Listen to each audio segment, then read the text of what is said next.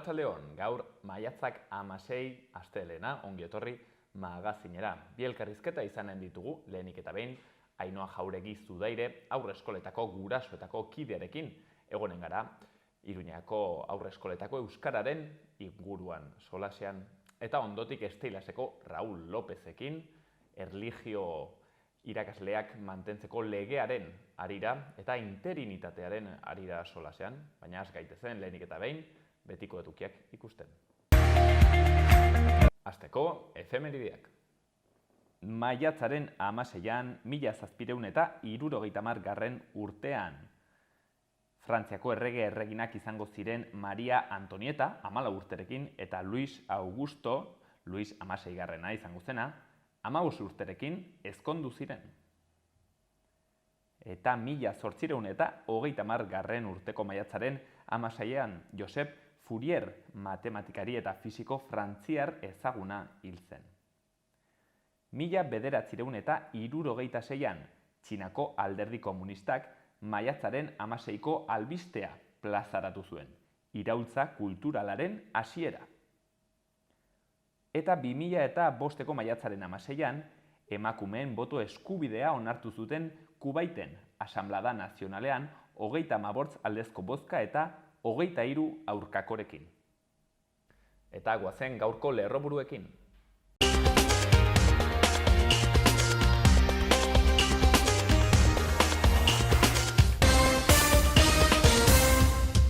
Nafarroko gobernuak aldi baterako 3.589 lanpostu egonkortuko ditu foru administrazioan horietatik 185 lehiaketa bidez izango dira eta 19 oposizio lehiaketa bidez. Nafarroko Ospitalu Unibertsitarioak azken belaunaldiko ebakuntza gela hibrido bat jarri du martxan, eraginkorragoa eta seguruagoa, kirurgia baskularreko ebakuntzetarako. Nafarroako 24 milioi euro inguru jasoko ditu helmuga jasangarritasun turistikoko planen 2022ko ezoiko deialdian. EH Bilduk balioan jarri du Elizako abusuen biktimen legea, baina ez nahikoa dela uste du. Iruñeko udalak 7 neurgailu jarri ditu bizikletan trafiko volumena erregistratzeko hiriko bidegorrien sareko puntu garrantzitsuenetan. Gazkalok eta Ferminek bat egin dute udalak udaltzaingoren bitartez beste 11 elkarterekin batera abian jarritako Iruña gorrotoaren aurrean proiektuarekin. Iruñeko udalak komunikabidentzako eta profesional grafikoentzako akreditazio prozesua hasi du 2022ko San Ferminetako estaldurari begira. Iruñan foruen monumentuaren azpian lab sindikatuak altxa gaitezen 40 urteren ondoren egin dezagun posible izenburudun adierazpena aurkeztu dute foru hobekuntzaren 40. urteurrenean. Kulturak 1.017.000 euro bideratu ditu Nafarroko ikus-entzunezkoen sektorerako laguntzetara. Nafarroak 2.000 bizikleta baino gehiago mantentzeko eta konpontzeko laguntza berria jarri ditu abian, bizikleta hoien erabilera sustatzeko eta suspertzeko. Iruñeko udalak Erasmus proiektu europarrean parte hartzen duten gazteen ordezkaritza bat hartu du Coworkids programaren bitartez. Aroztegiko lanak gelditu izana gogoratu dute egun osoko egitarauarekin Lekarozen. Maiatzaren 28an egingo da Dona Marian Malerreka eguna. Zibibosareak piztuta euskal kultur begirada ziklo berri bat hartuko ditu mota guztietako ikusleentzako euskarazko ikuskizun eta jarduerekin. Gaur hasiko dira Golen Baionan ekozine, zinema eta ingurumen jaialdiaren sail ofizialaren proiekzio eta solasaldiak.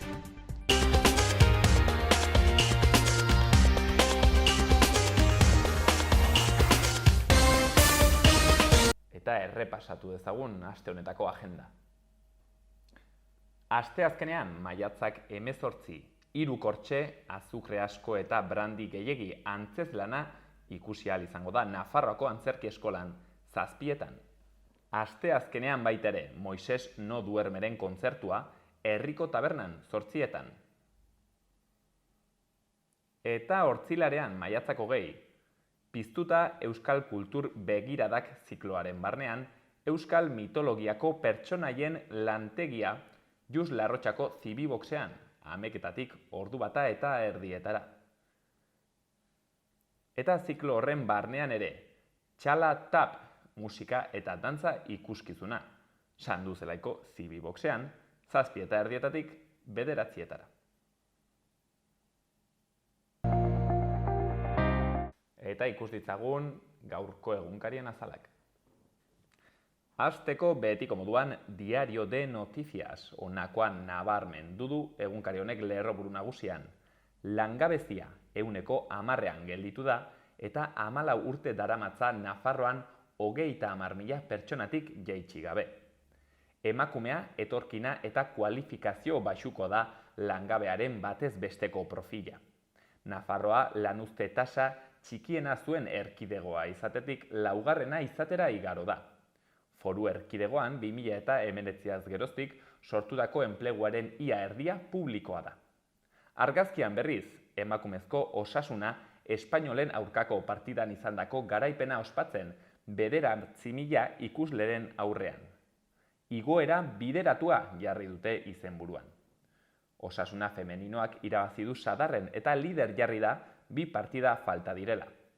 Horretaz gain, Promesasek bere aldetik bere helburua bete duta jonarren eta mailaz igoko da. Diario de Navarra, Nafarroan Covidak eragindako baja kopuruak aste santua baino lehen erregistratutakoak bikoiztu egin ditu. Apirileko azken egunetan 2000 nafar baino gehiagok huts egin zuten lanera, positiboak zirelako. Argazkian berriz, emakumezko osasunako jokalariak ospakizunetan. Sadarri lehen mailako usaina dario jarri dute lerroburuan.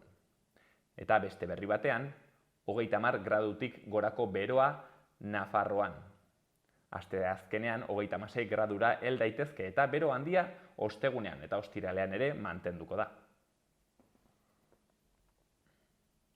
Gara egunkarian, tabernetako apustuak oztopo nagusia Nafarroako jokoaren legean horixe jarri dute lerroburu nagusian. Izan ere, urtebetez aditu eta kaltetuei entzun ondoren, Nafarroako parlamentuak jokoaren legearen erreformari ekingo dio, baina PSNek eta geroa baik tabernetan apustuak egiteko makinak nahi dituzte. Gobernuko soziok berriz ez. Argazkian, Alabeseko jokalariak burumakur. Alabesek jeitsiera ziurtatu duela adierazi dute izenburuan. Eta beste albiste batean, Maider Jantziren erreportaje bat. Musikari profesionalek ezin dute beren jardueratik bizi. Eta bukatzeko Euskal Herria irratia. Berri nagusian, Izai Bujanda elako kidearen hitzak jarri dituzte. Aldaketa kosmetikoak egin dizkiote merezimenduen dekretuari negoziazio irudia emateko. Azaltzen denez, Euskararen merezimenduen dekretuko behin betiko idazketa aurkeztu die Nafarroako gobernuak sindikatuei. Hizkuntza eskubideekiko murriztaileak diren puntuak bere horretan mantenduko ditu. Ostiralean bildu zen funtzio publikoko maila eta landutako ez mintzatu da irratian ela sindikatuko Izai Bujanda. Eta beste 2 berritan, lidergoa lortu du osasunak sadarren. Eta azkenik, Nafarroa 21ek autogobernua eta etorkizunaren giltza herritarrek izan dezatela aldarrikatu du.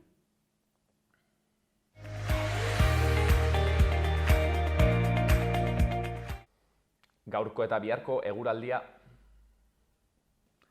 Gaur astelena eguraldiak egonkortzera egingo du eta uda giroak jarraipena izango du.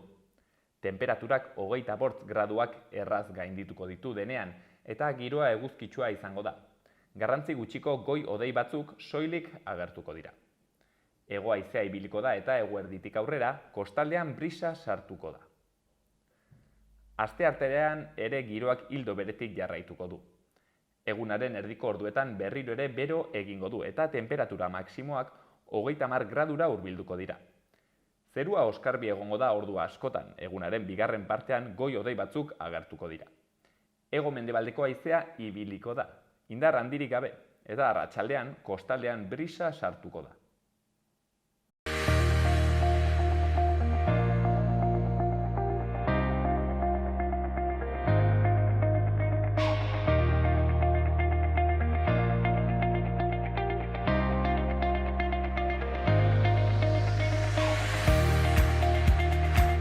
Arratsaldeon, gaur Ainhoa Jauregi Zudairerekin gaude, bera aurreskoletako gurasoetako kidea da, eta hona etorri da gurekin solastera, hain zuzen ere, aurre matrikulazioak itxi direlako, eta hor ikusi ditugu estatistika batzuk, eta, kolektibo honek adierazi ditu kezka batzuk horren arira, eta horretarako Ainhoarekin gaude. Arratsaldeon, Ainhoa. Arratsaldeon. Mil esker etortzeagatik.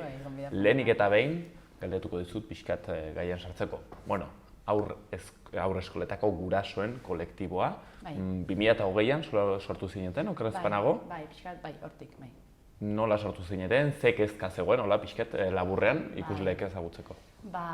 Sortu zen azkenean, udal gobernu aldatu zenean, eta euskara eskaintza asko txikitu zutenean, behar horrengatik guraso batzuk mugitu egin ginen, eta hor sortu zen taldea, ez? Euskara eremu publikoan edo aurreskola publikoetan eskatuz batu egin ginen eta hasi ginen mugitzen. Eta ordutik izan duzu ibilbide hau, eta orain azken egun hauetan berriz ere ikusi dugu, zuek adierazi dituzuen kezka hauek euskararen egoeraren inguruan Iruñako aurreskoletan, hain zuzen ere erran dugun bezala, matrikulazioek itxi direlako, eta azaldu iguzu ongi, gobernuak erran du, 120eko eskaria bertzerik ez dagoela Iruñan, eta zuek hau, kolokan jarri duzu erran duzuela ez dela guztizala, ez? Hori da, hori udala izan da, zena Iruñan gertatzen da 17 aurreskola daude osotara, eta joetako 12 udalekoak dira eta beste 5 Nafar gobernukoak, ez? Hor dago pixkat ere, ezberdintasun hori. Eta udalak atera zituen eskaintza bai egiten dela batera, eta udalak atera zituen datuak esan zuen euskararen eskaria 120 zegoela, ez? Eta guk horri pixkat frente egin nahi izan genion, azkenean iruditzaigun udalak beti jokatzen duela estatistikarekin, eta oso argi dugu estatistikak ez ditugula gustoko eta aurru guztiek dutela euskara ikasteko eskubidea, baina iruditzen zitzaigun hortan gezurraretan ari zirela, ez?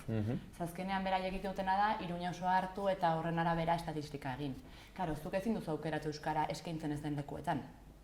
Hortik hasiko gara, orduan guk egin genuena izan zen, eskaintzen zen auzoetan hor egin estatistika. Eta horrek, egin zuen estatistika 125,2 igotzea.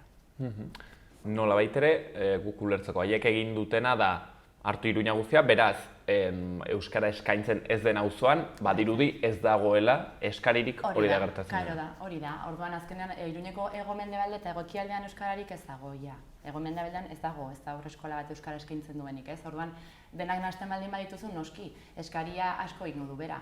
Baina hori da, jokutria, azkenean hori ezin da horrela egin, ezin da parametro horietan neurtu. Zuretzako parametro onak dira, ez? Azkenean nahi duzulako hori erakustea, baina ez da egia, ez gezurretan ari zara. Eta zuek desglosatu duzuen, nola baitere, auzoka. Eta, zer da urkitu duzuena? Ze eskari dago, nahiz eta erran duzuen, hau ez dela zuetza zentrala, baina zer ikusi duzu? Eskaintzen den auzoetan eskaria egon badago, esan nahi dut. Aurreskola guztietan gertatzen da, familiak kanpo geratzen direla. Eta hori bai gaztelania, bai euskarazkoetan, esan nahi dut. Familiak egia da, eskaintzen den plaza kopurua gutxi dela, ez? Familia asko geratzen dira kanpoan. Eta eskaintzen den auzoetan euskara, jendeak ere euskara hautatzen du. Badugu familia, badakigu gainera guraso asko, haien auzoan izango balukete euskara aukeratuko luketela. Ze gertutasun printzipioa beti hitz egin dugu asko berari buruz, eta nik uste aita edo ama den edozein ulertuko duela, auzoan gertu, etxetik gertu, baldin baduzu aurreskola, eskola, ez? Hori aukeratzen duzula, azkenean denbora delako eraman, ia pasa. Ainhoa, xehetasun bat, eskari eta eskaintzarena hori nola neurtu duzu, egiten diren matrikulen arabera? Hori da, bai, azkenean dauden plazak, egiten diren aurre matrikulazioak, ze azkenean matrikula bakarri plazan, baina egiten diren aurre matrikulazioak, hor datuak publikoak dira, eta hori ikusten duzu zenbat plaza zuten, zenbat jende eskatu duen, eta guzti. Zein kasutan, beraz, zifra horretara iritsezate, 125koa, ezberdina, oso ezberdina, udalak eman duen zifra horretatik. Hortik aratago, nola ikusten duzu zuek Iruñan euskararen egoera, ez dakit azken urteetan ere aldatu den, hobekuntzak badiren? Hobekuntza nik esango nuke txarrera egin duela, ez? Azkenean 2020an edo 2019an sortu zenean aurreskola gurasoak, edo hasi zenean guraso talde bat mugitzen hasi ginenean, euskara hobe zegoen, eskaintzen zen gehiago, esan nahi dute aurreskoletan, ez? Eta bermatzen zen gehiago txikien eskubide hori. Gero Navarra udalera iritsi zenean eta PSN-aren konplizitatean, da Nafar gobernuan dagoen talde politikoaren konplizitatearekin batera, euskarak atzera intzun. Plazak murriztu zituzten, kendu zituzten eskaintzen zen lekuetatik, eta orain egiten dutena da, eta guretzako badu kontraesan garrantzitsu bat, egiten dutena da euskara eskaini baina ingelerako jarduerekin. Esan nahi dut ez da euskara, guk beti aldarrikatzen duguna da euskara murgiltzera edoan. Ze guretzako elebidun azteko aurra edo euskara gehiago babesteko hortan murgiltzera edoa ezinbestekoa da. Hitz batean Ainhoa, zuri dutzen zaizu Iruñako egoera euskararen aldetik aurreskoletan nahiko prekarioa dela, nahiko kezkagarria. Bai, oso kezkagarria. 17 aurreskola daude eta bakar bat dago euskarako murgiltze ereduan. Beste guztiak gero ditugu 5 inguru, uste dut. Eredu mistoa deitzen diogun horretan, da euskara ingelerako jarduerekin eta gaztelarekin batera dagoen aurreskoletan, aurreskola ezberdinen arabera eta ez hitzaien implikazioaren arabera ere hori pixkat aldatzen doa, adibidez Goiz eder Errotxapeakoan euskara lerroa eta gaztelera lerroa daude, baina badakigu euskara lerroa asko babesten dela, azkenean ez hitzaien implikazioagatik.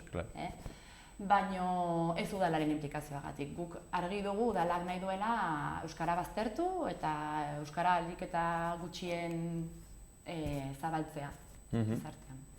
Hain zuzen ere, leheno erran duzun bezala, kontu hau ez da gainera eskari eskaintza terminoetan aztertzen al, termino iruzurti bat izango zen akaso, eta zuek erraten duzuena da euskara eskubide bat dela. Zer erran nahi duenek? Azkenean euskara Iruñeko hizkuntza da ere, eta gainera hizkuntza gutxitu bat, azkenean babes bat behar duena eta gure altxor bat dena baita ere. Orduan, niretzako udalean edo gobernuan dauden, boterean dauden talde politikoak horren kontra zuzenean egitea oso larria iruditzen zait.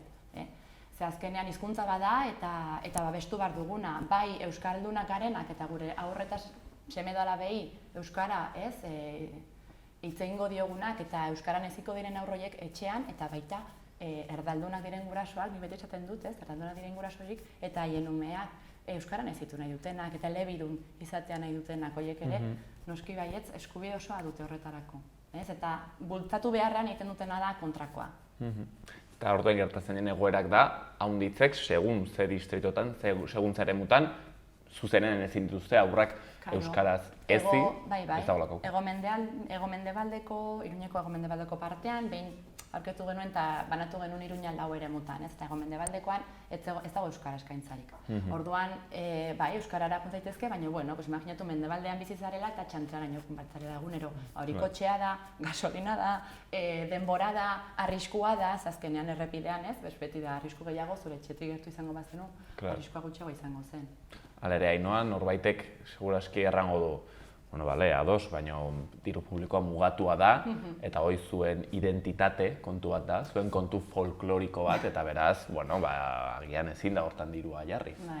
Ni horiei erantzuten didana da, gaztelerako eskaintza badagoela, eta soberan, bai badagoela falta 0-3 zikloan nire ustez aurreskola asko sortzeko. Gainera orain doakoa denez ziklo hori, eta doakoa jarri zutenez, ez nagoela horren kontra, baina doakoa jarri zutenez, eskaria asko handitu da, familia asko geratzen dira kanpo. Nire ustez, 0-3 zikloa unibertsala izan beharko litzateke eta eskaini beharko litzateke publikoan ez litzateke ez da ume bat kanpoan geratu beharko. Eta horren arira, nik uste dut, aurreskola gehiago behar ditugula, Europatik gainera orain hor dago pixka bat ere, 0-3an badago Nafarroan greba mugabe bat, ez zitzaian greba mugabean daude, eta dirua egon badago, eta Europak partida bat jarri zuen 0-3 ziklorako. Gero kontua da, hemen dirua heltzen denean nola banatzen duzu, ez? Eta Jimenoren kasu honetan ideia, esan zen, 2-3 klaseak egitea eskoletan, eta ez aurreskola gehiago sortzea. Eta horregatik ez zitzaiak ere hasi dira greba mugabean beste gauza askoren artean. Eta diru hori egin beharrean aurreskola berriak sortzeko, eta aurreskola gehiago behar ditugula argi eta garbi. Eta horiek euskarako murgiltzera doan izan behar direla ere. Beraz, nolabait ere dirua badago, nahi zenez gero, kontua da zertan, ez? Nola banatzen duzun? Nahi dugun banatu, nahi den jarri. Ez dakit, Ainhoa, bertze arazo bat, honekin kontua ez alden segregazioa izaten al. Ez dakit, Erran dut, adibidez, Arrosadia, Milagrosan, segurazki ez dago hainbertze eskaintza, ez? Bertzeremu batzuetan ez dago hainbertze euskarazko eskaintza. Eta, gero horrek, agian sortzen aldu nolabaiteko getifikazio norabide bat, ez? Horretor gelditzen dire etorkinen sektoreak ez dute euskarazko murgiltze hori, eta gero horrek, joaten du, ere jendartean nolabait ere zatitzen, ez? Ez du laguntzen kohesio horretan, hori bertze kezka bat ere izan daiteke. Noski, hori askotan itzen dugun kezka bada. Uste dugu gainera duzunean gobernu bat eta, Nafar gobernu eta udala, ez duna euskararen alde egiten kontrakoa azkenean ere etortzen den jendeari ez dio euskara altxor bezala adierazten, ez? Eta orduan ez dute behar hori ikusten. Ez dute euskara ikasteko beharra ikusten. Eta gero gainera aurreskola gertu baldin baduzu etxetik eta gazteleazkoa baldin bada, batzutan ez dute ez da planteatzen, ez? Eta gure kezka garrantzitsu bada hori, ez? Azkenean nola etorkinak ere nahi dugun euskara murgiltzean eta euskarako kultura horretan sartzea. Oso zaila da boterea edo ez dakit instituzioak alde ez dituzunean. Oso zaila da, zego iristen garen lekuraino. Ez, gu gurasoa gara eta ditugu ekonomikoki mugatuta gaude. Baina bai kezka dela. Baina uste dut gure gain jartzen dela kezka hori ere, nola gu euskarazko murgiltza duten aurreskoletan edo euskara dagoenetan bakarrik Iruñeko jendea joaten dela, ez dakitzez, baina hori nik uste arazoa erroagotik behiratu behar dela eta arazo hori da instituzioek ez dutela euskara bultzatzen. Eta orduan, etorkiten den jendeak ez du garrantzia hori ikusten, ez du hizkuntza horren garrantzia ikusten. Zailtasun bat bertzerik ez, klaro, eraman behar baldin badituzu. Gertu baldin baduzu etxean igual apuntatzen duzu, baina ez baldin badago gertu igual ez duzu, ez da planteatzen esan dut, ez? Euskararen autu hori egitea, guk igual egiten duguna euskaldunak izateagatik. Edo nola ere, Ainhoa, agian norbaitek ere pentsa dezake, ados nago zuekin, baina, 0-3 ere azkenean ez da hain garrantzitsua, hor baduzu hezkuntza, ziklo guztia, eta agian, ez gara burua utzi beharrik horrengatik. 0-3, ze puntotaraino da garrantzitsua nolabait ere haur baten garapenean hizkuntzari dagokionez? Niretzako, eta hau iritzi pertsonala da ere, niretzako oso garrantzitsua da. Ni oier jaio zenean, ere semerain 2 urte ditu, jaio zenean argi genuen aurreskola batera eraman nahi genuela, ni ere aurreskola batera eraman nindutelako, ez? Ni orain oier dagoen aurreskola berdinean egon nintzen. Eta bai, ikusten dugula azkenean guraso karneta erraz ematen digute, baina heziketa puntu hori, aurreskoletan ematen den heziketa hori guk ez dakigula egiten, ez da gure lanbidea, ez gara hortan, ez dugu formakuntza hortarako jaso. Aurreskoletako zitzaileak prestatuta daude, horretarako formatu dira, profesionalak dira. Eta guk ematen ez diogun heziketa bat ematen diete. Ez hori oso argi ikusi dugu Oierrekin hasieratik. Oierrek egin garapena eta guzti izugarrizkoa izan zen. Nolabait ere beraz, garrantzitsua da ez, delako espazio bat non gaitasun handiz barneratzen diren, ez? Gero ez dakit Ainhoa agian hau urrunegi joatea da, baina batzuek erran dute ere, zure ama hizkuntzan garatu ahal izatea haurraren gaitasunendako garapenentzat ere izan daitekela garrantzitsua, nolabait ere ez, bere kogniziorako eta historia hauetako agian hori urrun joatea da, ez dakit. Hortara ez dakit, ni ere ama naiz eta ez naiz ez hitzailea, orduan pixka galtzen naiz hortan ere, ez? Baina ni bai uste dudala ama hizkuntza azkenean etxean jasotzen duzuna da. Eta zure inguruan ere jasotzen duzuna da, ez? Zure inguruan nola erlazionatzen den ikusten duzunean, oza hizkuntzatan erlazionatzen den ikusten duzunean hori da jasotzen duzuna. Adibidez, ni euskalduna naiz, baina euskalduna egin nintzen bai aurreskolan eta bai eskolan. Nire gurasoak ez dira euskaldunak. Eta nire ama hizkuntza gaztelera izango da segurenik, baina nik gero aurreskolan jaso dudanez euskara eta murgiltze ereduan egin dudanez, eta gero eskolan baita ere eta guzti izan naiz gai orain elebidun izateko. Eta bi hizkuntzatan ongi hitz egiteko. Horregatik uste dut hain garrantzitsua dela murgiltze eredua gehien bat gaztelera enbeste gaientzen denean kalean, ez? Gaztelera oso hegemonikoa da eta orain teknologiarekin eta sare sozialekin eta guzti baita, orduan oso erraza da gaztelera jotzea. Osea, gu batzutan igual euskaran hasten zara kuadriarekin eta azkenan gaztelera bukatzen duzu nahi gabe, ez? Konturatu gabe. Horregatik hain garrantzitsua olako lekutxoak, babesleku horiek, ez? Eta gertatzen da, hori ez, diferentziazio hori etxeko euskera, etxeko hizkuntza da euskera, baina gero gauza ofizialetarako eta garrantzitsuetarako gaztelera, ez? Hori da, edo aisialdirako, edo lako eremutan ere. Nahi dut azkenean oso garrantzitsua da guztirako, harremanetarako, aisialdirako, bai eskolan ez bakarrik euskara arlo akademikoan, nahiz eta aurreskolaz izan akademikoa, ez? Baina, bueno, eskolara mugatzea, baizik eta gehiago zabaltzarena.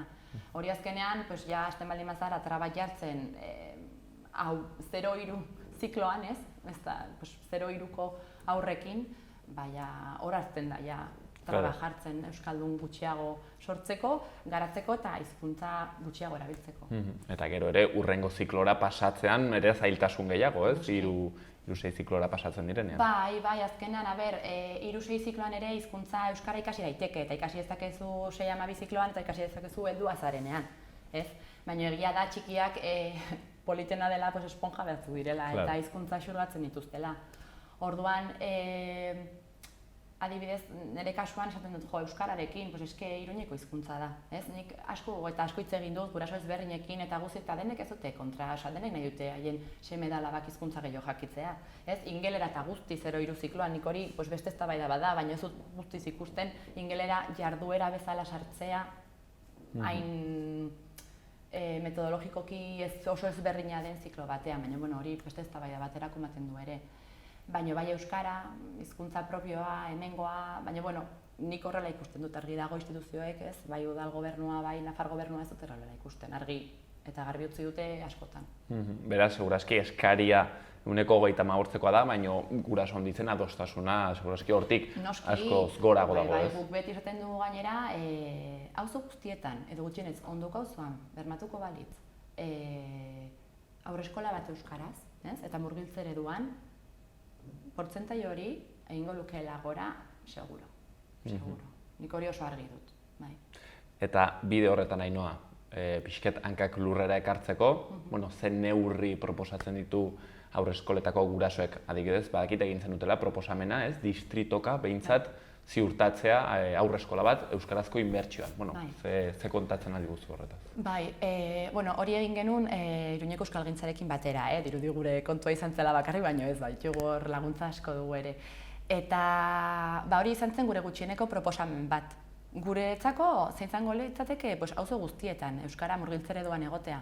Ze adibidez Errotxapean ibizi naizen auzoan baditugu gaizkiz banago udalekoak 2 haurreskola, Urtzaro eta Goizeder. Goizederrek badu euskara lerroa eta gaztelera lerroa. Euskara lerroa bermatzen da hezitzaileen laguntzagatik eta gero daukagu Urtzaro gaztelerakoa dela. Bi haurreskola izan da, jarri bat euskara bestea gaztelera. Esan nahi dut, egon badago, baina traba guztiak egingo dituzte.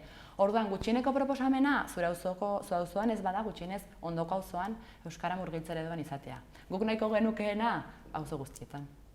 Euskara eta gaztelera, murgiltze ereduan. Eta honek eskatuko luke Ainoa baita ere haurreskola gehiago sortzea? Noski. Beharko luke, orain dauden haurreskolekin auzo guztietan biak bermatzea ezinezko. Gainera gu beti esaten dugu ez dugu gazteleraren kontra egiten, ez da hizkuntzen kontra egiten, gu hizkuntzen alde gaude. Baina ari gara gure hizkuntza ere pixka besten ikusten dugulako zapaldu nahi dutela. Orduan auzo guztietan posible, orain gaur eskolekin? Ez dakit, egia esan ez dakit gehiago behiratu beharko nuke, esango nuke ez dela posible, baina ondokoan, bai. Beraz, neurri nagusiak horiek eta gero pentsatzen dut ere, nolabait ere instituzioen aldetik derrigortu beharko litzatekeela edo bermatu, ez, irakasle batzuk euskaraz jakitea eta hortik ere bai. Ez zitzaileak, hori egon badago, esan nahi dut bermatzen da euskara izatea eta noski euskaraz hitz egitea. Baina egin daitezke gauza ezberdinak, egin daitezke planteamenduak, euskararekiko, babesteko, nahiko balute gauza asko daude egiteko. Ainoa, bakarri bukatzeko, lehen aipatu duzu, ere 0-3 greban dagoela orain. Ez dakit, zuen kolektibotik ere zuen babesa eskaini diozue? Bai, noski. Ez dakit publikoki egin izan dugun, ez goaz hainbeste komunikabidetara, baina pertsonalkietan, noski gure babesa dutela, azkenean haiek ari dira borrokatzen, gure seme-alabei kalitatezko hezkuntza bat emateko, horren kontra ezin dugu egin. Azkenean haiek erratioa jaitsi nahi dituzte soldata igoera, dotatzen soldata nahiko kezkagarria da egia esan, eta nola egingo dugu kontra. Oso alde eta gure babes osoa dute, noski. Hortzen, 0-3ko grebari ere, babesa, zuen partetik, bakarrik eskatuko zut ixteko mezu bat, nolabait ere bere semea, gai hau garrantzitsua ikusten ez duen norbaitentzat, erraten duela, hori zuen kontuak dira, baina niri ez zait sobera zergatik, iruditzen zaizu, nolabait ere babestu beharko zizuela edo zuen proposamenen alde egon beharko litzatekeela. Azkenean, ulertzen ez duena zaila da ere gurekin bat etortzea, azkenean, bakigu nolakoa den Iruña eta iritzi oso ezberdinak daude. Baina ni azkenean gehien bat empatiara jotzen dut, ni euskalduna naiz eta nire semea euskaran ezin nahi dut hainbezain posible. Badakit gaztelera kalean gailenduko zaiola eta momenturen batean gaztelera joko duela eta hori oso argi dut, baina nahi dut nik euskara jaso duan bezala berak ere jasotzea. Oda nahiko nukeena izango zen hori gure azalean jartzea pixka bat, izango litzateke haiek gazteleran ezin nahiko bazuten bezala eta gu ezakit ingeleran ezitzea nahiko bagenu bezala, eta pixkat empatia puntu hori gurekin bat ulertzeko gure hizkuntzan edo guk hainbeste maite dugun hizkuntzan eta kulturan ezin nahi ditugula. Hortzen, Ainhoa Jauregi Zudaireren mezua, euskara eskubide bezala eta ez, merkatuko eskari eskaintza kontu bat bezala ulertzea, haur eskoletako gurasoen kolektibotik, mil esker gurean egoteagatik, Ainhoa. Zuei.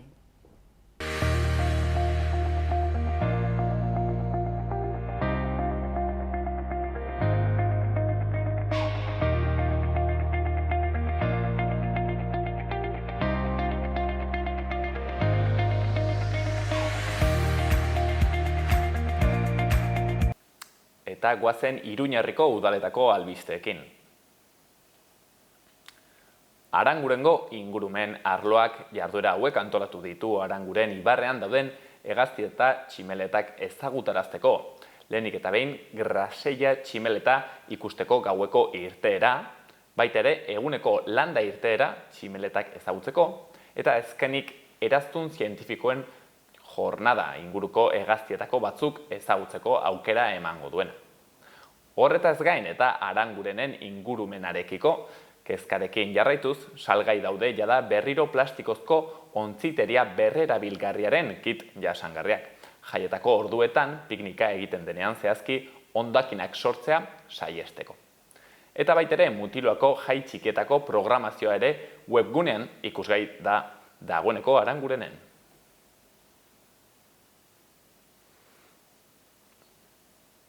Eta Iruñean Gaz, Kalok eta Zerminek bat egin dute udalak, udaltzaingoaren bitartez eta beste 11 elkarterekin batera abian jarritako Iruñea gorrotoaren aurka proiektuarekin.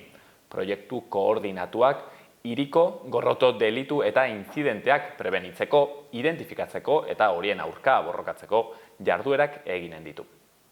Horretaz gain, astelehen honetan, hilak 16 gaur hain zuzen ere, hasiko dira Golen Baionan ekozine, zinema eta ingurumen jaialdiaren sail ofizialaren proiektzio eta solasaldiak.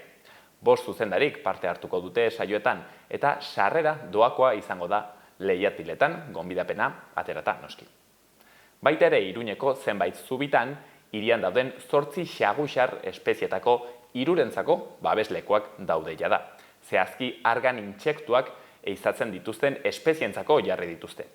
Gizakierantzat onuragarriak diren eta biodibertsitatea sortzen duten espezie babestu horietako habitat naturalen desagerpena gelditzea da asmoa. Azkenik udalak eta itxaropenaren telefonoak jarraibideak eman dizkiete 65 urtetik gorako pertsonei estresa kudeatzeko. Zabalik dago jada ekainean zehar egingo diren doako tailerretan izena emateko epea.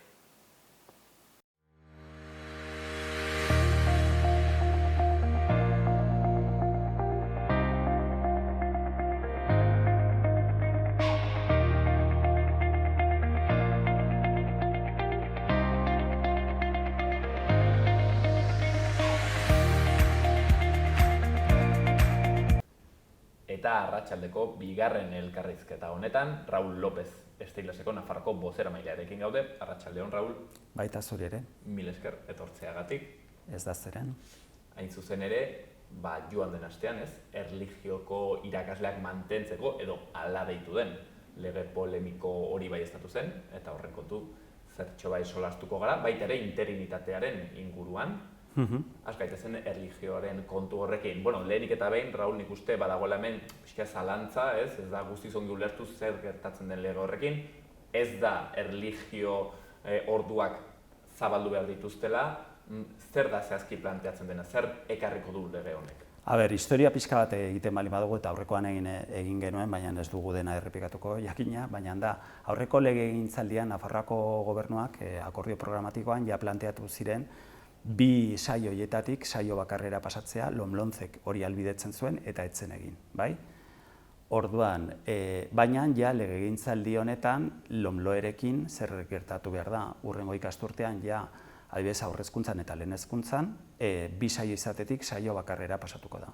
Horrezaz gain zer gertatzen da, familiek gero eta gutxiago eskatzen dutela erlijio katolikoa. Arrazoi ezberdinengatik, gizartea aldatzen ari delako, beste konfesio batzuk, beste erlijio batzuk dituzten familiak gure artean ditugulako gero eta gehiago, faktorea honitz dira. Orduan, erlijioko irakasleek ez denek, baina gehienek bai, badute kontratu finko bat. Artzapezpikutzak esaten du zein diren irakasle horiek, kontratatu beharrekoak, kontratazioa egiten da, baina finko ez daukatena da zama lektiboa, hau da, zenbat klase eman behar dituzten, jardunaldi osoa izanen duten edo ez.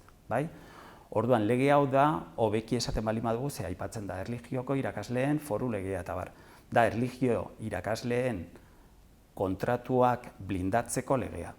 Ze horrela blindatuko litzateke, eta orduan esaten zaigu behin eta berriz gehienek jadin badutela, emakumezkoak direla, hori ere gertatzen da oro har irakaskuntzan, sektore feminizatua da, eta adina gero eta altuagoa da, hartzen ari den kolektibo bat da. Eta, alde horretatik esan daiteke gaixuak ez, begira, orain lanik gabe edo oso lan gutxirekin gelditzen bali badira, soldatak oso baxuak izanen dira, eta problema hondikin ibiliko dira. Baina, hori izan daiteke baita ere, irakasle askoren egoera, eta gero hori lotuko dugu egonkortze prozesu honekin, ez?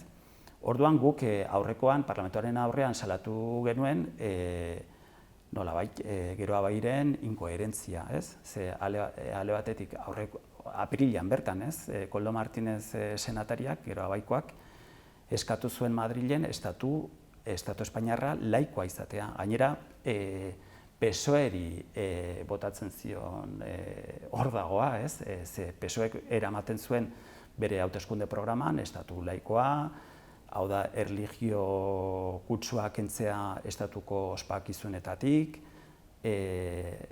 ikuru erlijiosoak ateratzea eraikin publikoetatik, konfesio guztiek, erlijio guztiek autofinantzaketa lortzea, eta erlijioa ateratzea eskola kurrikulumetik.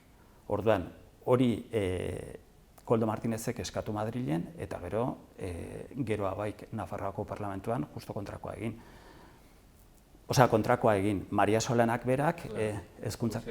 Irakurtzen hain zuzen ere, Maria Solana aipatu zu eta bere hitz batzuk banitu epizituak hemen.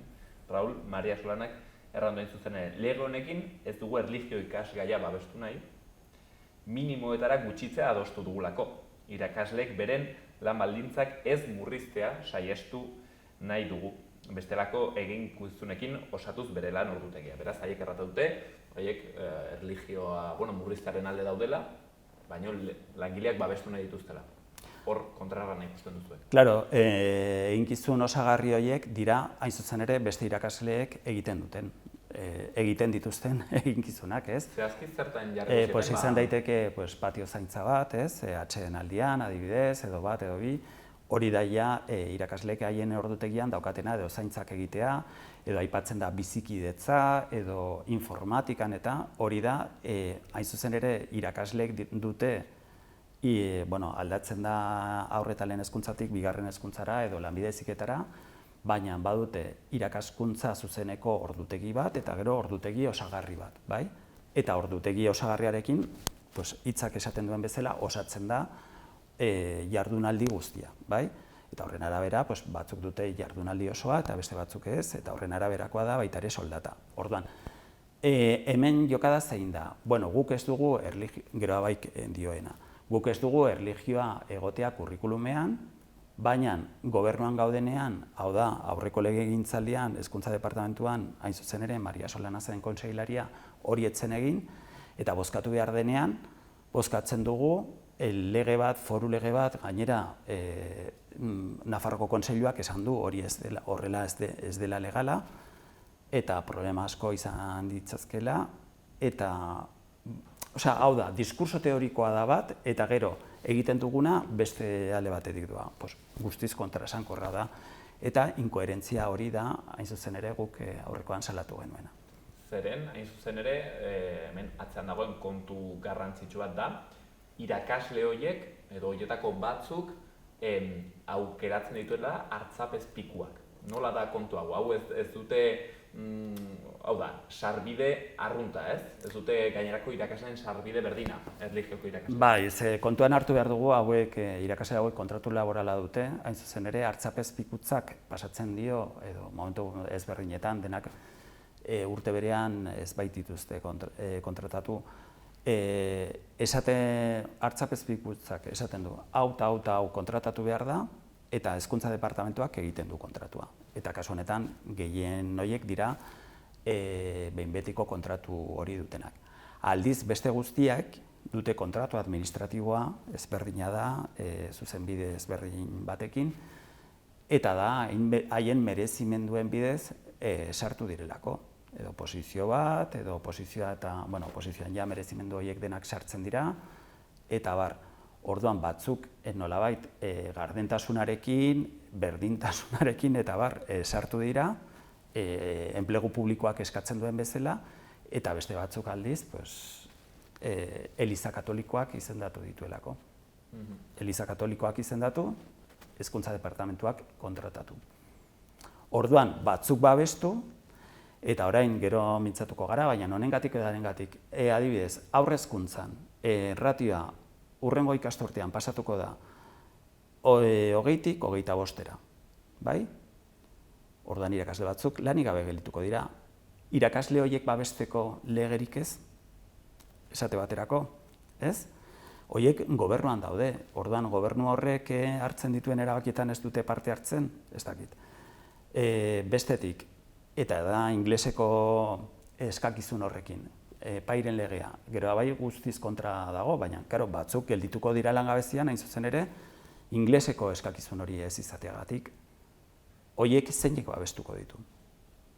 Orduan ikusten dugu batzuk, hain zuzen ere, beren merezimenduen bidez sartu direla eta inork ez dituela babestuko, eta beste batzuk kasta batekoak direlako edo, hau da, Eliza Katolikoak privilegio asko ditu, bai, orain errenta aitorpenarekin ikusten dugu, ez? Kasilla bat dute, eta laukitxo horretan markatu ezkero, diru hori Eliza Katolikoarentzat. Gero bestetik estatuak gehiago ematen du.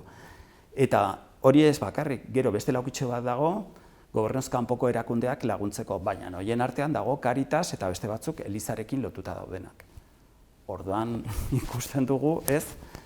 Gero abaik esaten duela, besteak beste, eta PSOEk ere esaten zuela, konfesio horiek, erlijio horiek autofinantzaketa lortu behar zutela, baina autofinantzaketaz gutxi, ez? Dagoena da, etengabe, diru fluxu bat erakunde horrentzat, ez? Beraz, menzuek salatzen duzuena, azkenean da, irakasleak babestu behar direla, noski, baina bere merezimenduen arabera, ez? Nola bitere? Bai, atzez jarri dituen irakasle hori. Bai, sistema publiko, enplegu publikoa zari gara, eta enplegu publikoa da, izan behar da, jende guztiak, aukera berdintasuna egon behar da, nahita nahi, ez? Horregatik da publikoa, ez? Beste naz, eta orduan, eskola publikoetan horrelako kontratazioak egitea, hori salatzeko modukoa da. Eta gero, babesa aldarrikatzen bali badugu, babesa izan beharko da denentzat, ez bakar batzuentzat. Baina, Navarra sumak, ez dakit, eztabaida nahasteko edo baduen arrazai punto bat, baina errandu, hau dena, zuek hori kritikatzea edo kezka hori erakustea, hori dela erlijioaren kontrako aurre iritziak dituzuelako. Bueno, guk argi eta garbi esaten dugu, guk eskola laikoa nahi dugu, eta gainera lehen aipatu dut. Eskolak gero eta, gure eskoletan gero eta aniztasun handiagoa dago, eta orduan gainera hori da ja baita ere ikasleak bereizteko beste modu bat. Osea, bereizketa gutxi balego, ez? Osea, bereizketa handiak egiten dira pribatu, publiko, hizkuntza ereduen artean. Pairekin publikoan bertan, ez? Ikasle horiek bigarren hezkuntzara pasatzen direnean. Horrezaz gain dugu erlijioarena.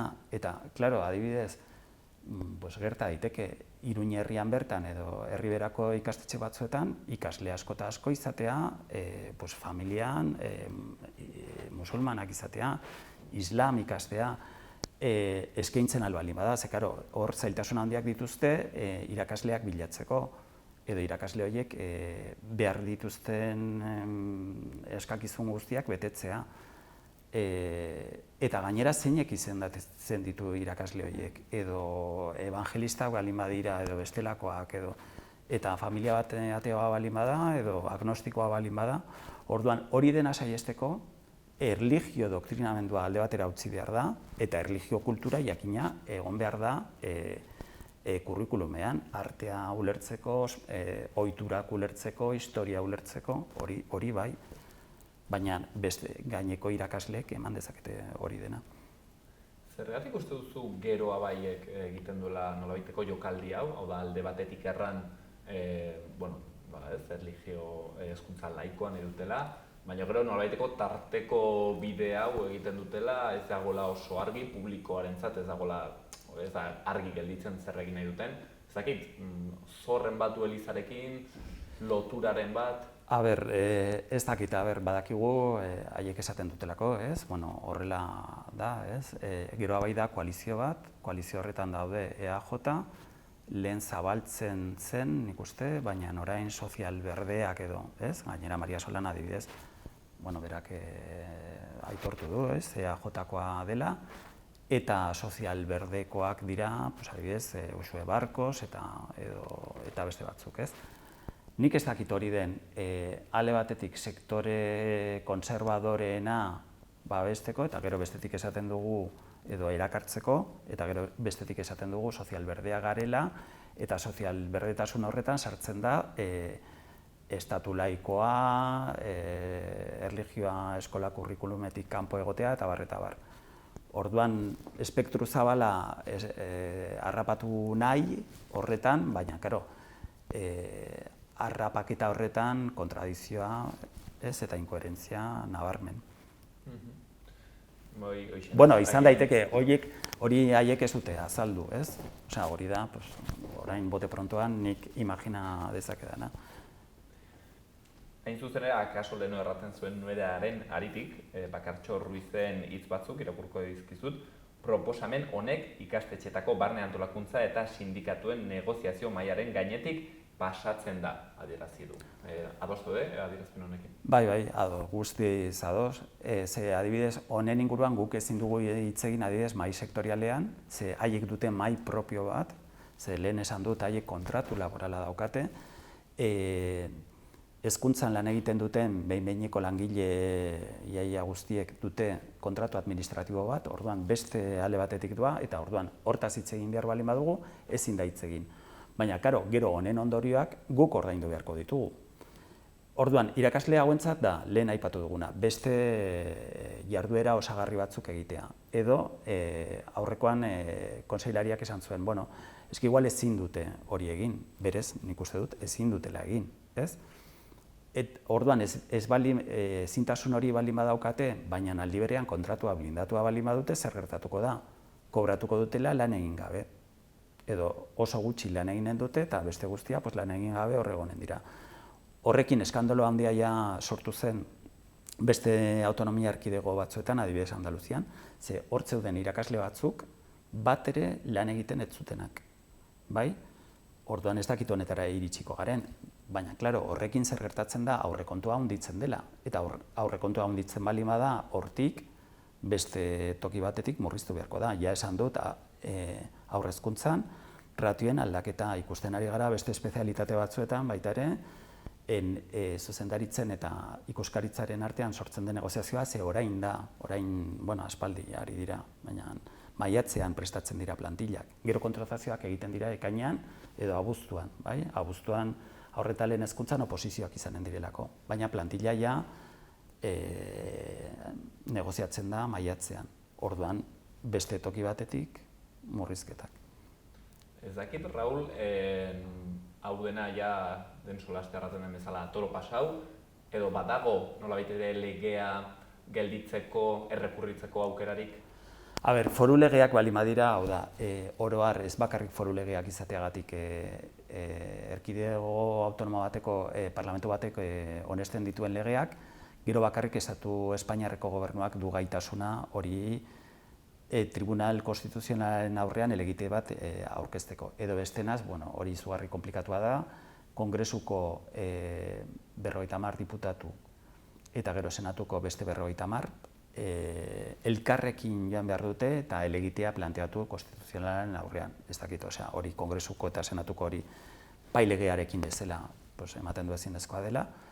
Baina, ikusiko dugu. Gero sindikatuak dugu, gero deialdiak edo gero beste mota bateko, ez dakit nola esan, helegiteak edo errekursuak planteatzea. Adibidez, pertsona batek ikusten bali badu eskola batean lan gutxiago duela eta erlijiokorreken gehiago, orduan hor pleitu bat sor daiteke, baina hori dena esan baino lehen eta ikusi beharko da nola egituratzen den eta nola ordutegiak nola jartzen diren eta hori dena. Orain ezin dugu espekulatu, edo esan dezakegu oro har zer izanen den, baina kasuz kasu jan beharko dugu. Raul, pixket gaiz aldatuta, baina hala ere lotura duena, eta pixket isten joateko, justo atera dira interinitatearen inguruko datu batzuk, zuek egin dituzue, zuen adierazpenak, hain zuzen ere erranduzue, irakasleon egonkortzea iruzurra da Nafarroako hezkuntza publikoan, zein da pixkat zuen analisia? Iruzurra eta gaur bertan egin dugu elkarretaratze bat ELA sindikatuarekin hezkuntza departamentuaren aurrean. Kontuan hartu behar dugu, interinitate tasa, behin-behinekotasun tasa izugarri altua dela hezkuntza publikoan. 2008 urtean kontuen ganberak ateratako txostenean ja agertzen zen 154 zela. Hezkuntza departamentuan esaten dute hori ez dela inbestekoa, baina beste daturik ez dute eskaintzen. Orduan, hortik ateratzen dugu agian ikasturtean zehar 6.000 irakasle kontratatu ibiltzen direla. Horietatik 4.300 zaila da kalkuluak egitea, bai? Daude ikasturte osoko kontratu batekin, bai? Eta orduan, imaginatu 6.000, 4.300 eta orain 760 lanpostu eskaintzen dira horretarako. Hori oso gutxi da. Eta gainera desoreka izugarriarekin. 140 kontratazioak kontuan hartzen baldin baditugu. Izanen da paikoentzat eta 111, naiz eta 300 eta 400 izan, baina askoz ere jende gehiago kontratatzen da atzerriko hizkuntzaren profilik gabe.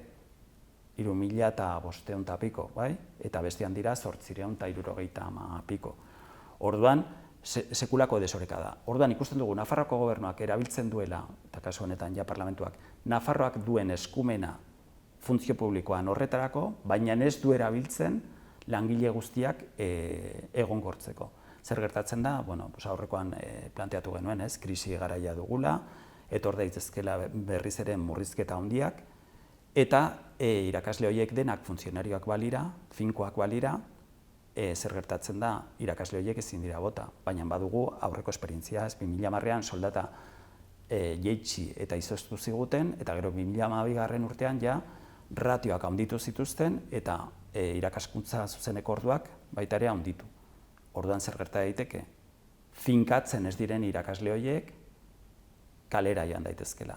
Orduan kontraste handia da, erlijioko irakasle horiek egia da kolektibo hori txikiagoa dela, baina gero 100 irakasle joaten baldin badira kalera, zeinek babestuko ditu. Horregatik kontzentratu gara eta uste dugu mobilizatzeko garaia dela.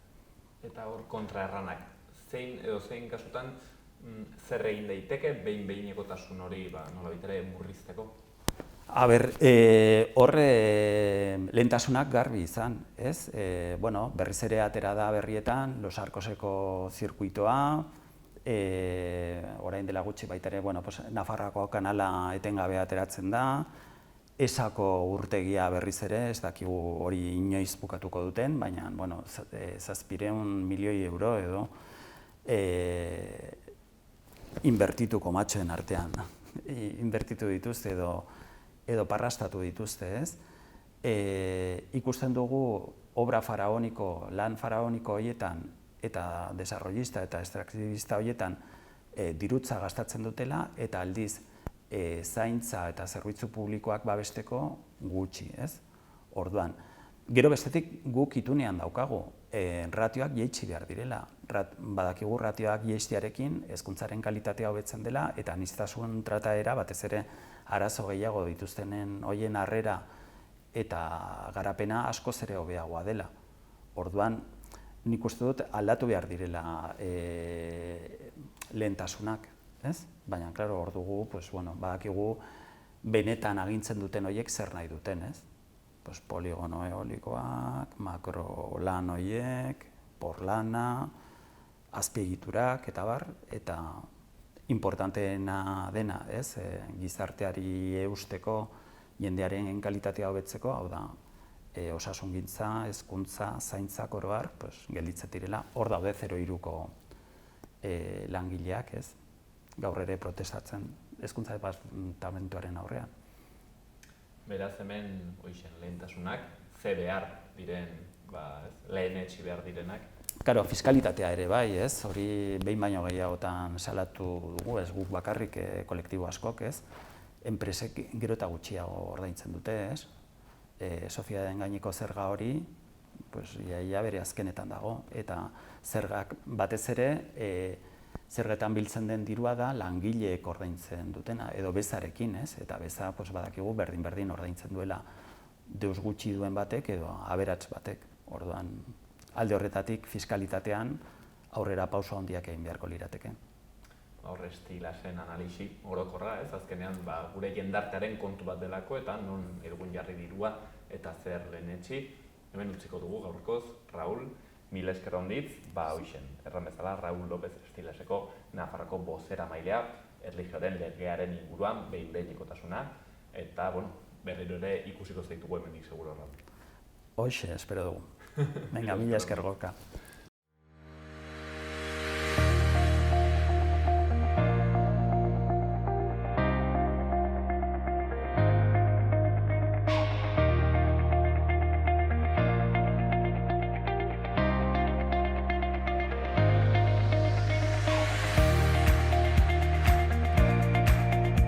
Hauxen dena gaurkoz, astelehen honetan Xaloa Telebistan, gure magazinean.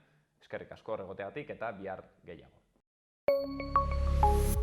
Gobierno de Navarra. Nafarroako gobernua.